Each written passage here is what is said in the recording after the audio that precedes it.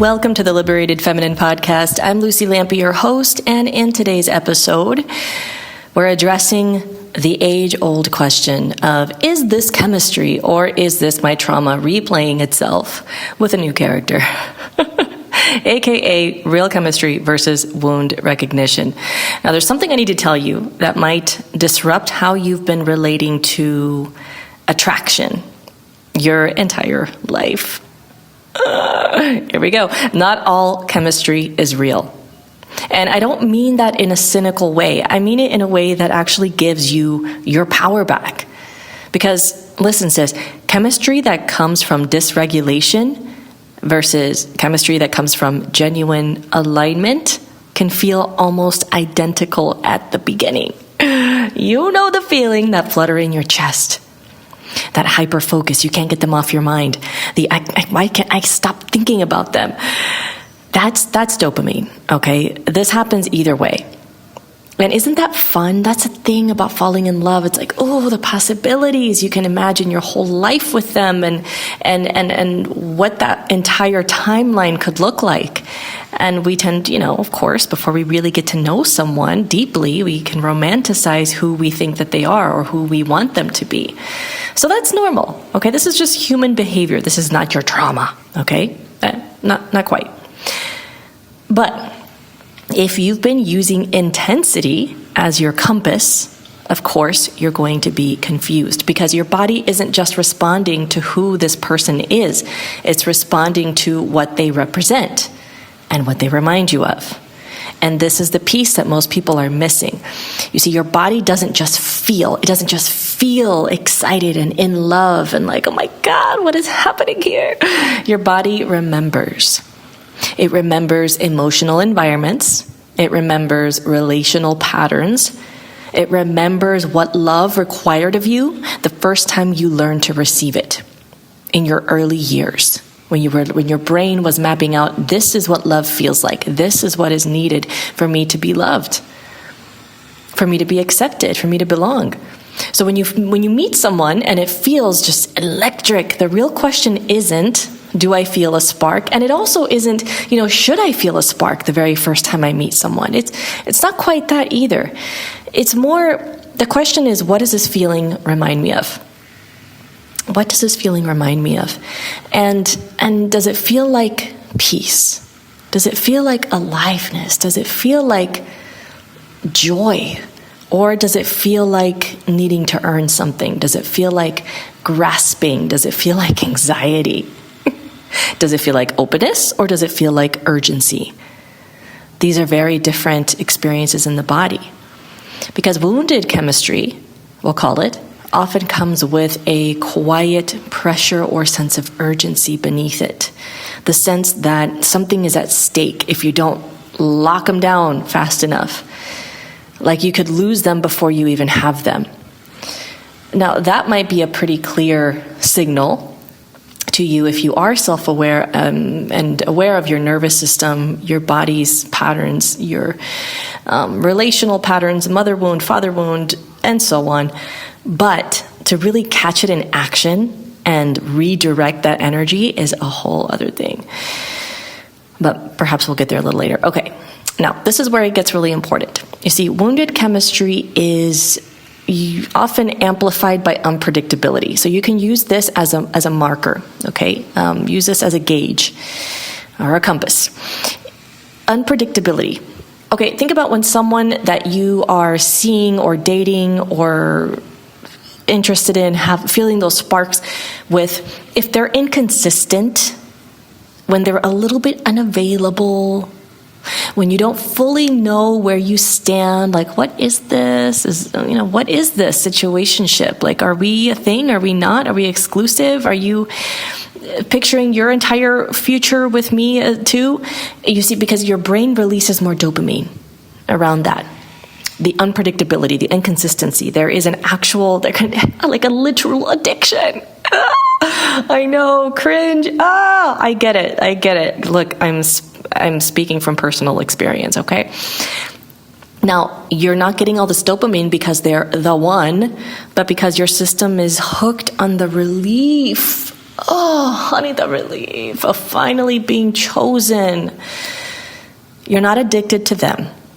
You're not addicted to the person. You're not addicted to love. You're addicted to the moment that they turn towards you, because that gives you the relief that your nervous system is needing. After all the inconsistency, after the hot and cold, the on, the off, it's like, okay, and now we're good.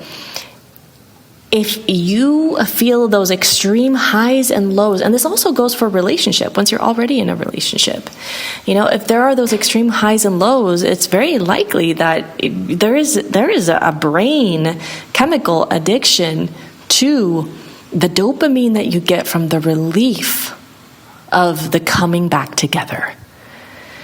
That if he is completely tuned out and disconnected and not putting in any effort, and then days, weeks, or hours later, he comes to you and gives you a hug, and it's like, there's the relief. He chooses me. He is with me. He is present. And you find yourself spending so much of your energy and capacity and brain power just grasping for that relief and looking for signs of it. And then when it becomes clear that, maybe this isn't what I thought it was, your brain starts looking for evidence of everything not being right, of this not being the right person. So what I want for you, sis, is for you to feel more at peace and see things more clearly as they fully are, more of the full picture, so that you can make better informed decisions in your relationships. All right, so that addiction, that moment, that loop, and then the pull away, and then the relief and the pull away again, that can feel like love, but it's actually a loop. All right, now let's talk about healthy chemistry, because it's not boring. It's not about going with the man that makes you feel safe, but then you feel bored, okay? Fuck that shit. We are here for the passion and the peace, which, by the way, is what my upcoming series that is happening this week, Wildly Secure, is all about. And if you're listening to this after the live event has happened, it's April 9th through 11th, you will have access to all the replays, plus the bonus workbook and some extra little goodies that I'm including in there for you, so that you can repattern this stuff and turn it around. Okay, babe. Yeah. We want this. I want this for you. You want this for you. All right, back to the episode.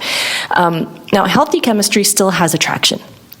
It still has polarity. It still has desire. It still has that real chemistry, okay? But it doesn't require you to abandon yourself or make yourself smaller or question your intuition to feel it. You see, there's a big difference between feeling lit up and coming to life and feeling all these like, wow, I'm so inspired. Listen, when I was first connecting with Brendan, my partner now, he,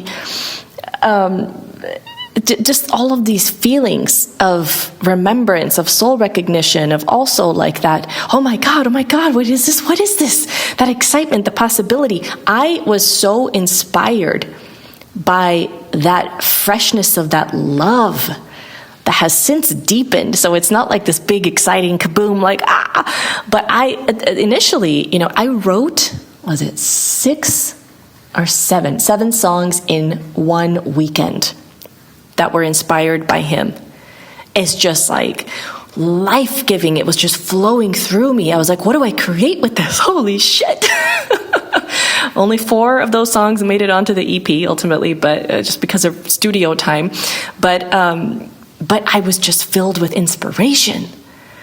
And any time that I would notice a sense of like, but what if this doesn't work out? What if, because we were in different countries, we were in different time zones and different, potential trajectories. It was up to him to choose, and I am someone who was like, I will be fully chosen. I'm not going to half-ass or compromise who I am, especially not as a mom with 4 kids at the time. Now we have 5. And so I had to really check myself, like, if there's any remnants, layers of my wound of wanting to be chosen at the cost of my heart and being true to myself, I'm not doing that. So I had to really be extra aware of that. But yeah, just that inspiration. It's like you feel like, wow, I can create entire new worlds with all of this aliveness flowing through me. So there's a difference between that and being pulled out of yourself, feeling less you, less fully you. Because you see, healthy chemistry feels like an expansion while staying rooted in who you are. Think of yourself as a big-ass tree. Okay, a big, beautiful, whatever kind of tree that would be, I don't know. But the trunk is solid and your roots are deep. And you remain rooted in that soil, in that rich, fertile soil. But your branches and your leaves and your flowers and everything that's coming from it is just blooming, blooming, blooming. This is healthy chemistry in secure love. You're not performing. You're not shape-shifting. You're not trying to say the right thing. Otherwise, it's like trying to cut the right wire so that the bomb doesn't go off. No, none of that. You're just there. And somehow that's enough. Doesn't that just feel like an exhale? You see, you're only going to experience chemistry, in quotation marks, as what your nervous system currently has the capacity to hold. So think of this. If someone feels too calm, too available, too predictable because he does exactly what he says he's going to do in the time he says he's going to do it, your nervous system might not find this exciting enough. There's not enough dopamine in the relief because it's calibrated to chaos as aliveness. It's calibrated to interpret chaos as aliveness. Now, wounded chemistry tends to move anxiously. Anxious, like this underlying current of anxiety. When you are building an emotional bond that is, whether it's fast or over time, that sense of, I need to secure, I need to confirm, I need to lock him in, lock him down. But healthy chemistry unfolds. So it can have this wildfire, this beautiful aliveness, this big, enriching, inspired aliveness in it. But there's a spaciousness about it. There's a curiosity. And there's room to stay connected to yourself. So don't just pay attention to how you feel when you're with them. Pay attention to how you feel after. In between the conversations, between the texts, do you feel grounded? Do you feel clear, at peace, at ease? Or are you constantly replaying everything in your mind, overthinking, second-guessing, trying to read between the lines, wondering what this meant and when that's going to happen? Because wounded chemistry leaves residue, but healthy chemistry leaves clarity. Clarity, babe. And it feels so good. There can still be clarity with mystery. See, clarity in who you are and where you stand with a sense of mystery of the unknown. That's that erotic tension, babe. The erotic tension between my ever-present knowingness and the uncertainty, the mystery of the unknown. All right, so wounded attraction thrives on tension and distance. And this is not the same as polarity. Right? There, in polarity, we have this healthy, beautiful, grounded sense of otherness. And so healthy eroticism deepens with safety. So if desire disappears when safety arrives or as safety is deepened, it wasn't chemistry. It wasn't chemistry, babe. Sorry, it was activation. I know. I hate to break it to you. So it's not, do they like me, but do I feel safe being fully seen here? And ask yourself, is this expanding me or pulling me back into a pattern? Is this asking me to be more myself or requiring me to be less? And again, this is why I created Wildly Secure, because if your nervous system is wired for inconsistency, you will keep mistaking dysregulation for desire. So this work is not about killing the spark or saying it's not important. It abso-fucking-lutely is. I want you to have it all. I want you to have it all, babe. It's about refining it. Okay, it's about refining it, the whole experience, so that you can have the chemistry that is electric and safe and deeply nourishing. So remember that not everything that feels intense is what's right for you, just because the intensity is there. Sometimes it's about reorienting our relationship with our own love of intensity, because our intensity is beautiful, it's needed, it's sacred, it's erotic. But we don't want it to be blindly running the show. Not everything that feels calm or peaceful is lacking. So sometimes, calm is the most honest form of chemistry your body has ever known. That peacefulness, that easefulness, that expansiveness. You know it when you feel it. So again, join me for Wildly Secure if you are listening to this at the time of its release. And if not, you can follow the same link to access the replays and all the bonus materials and resources.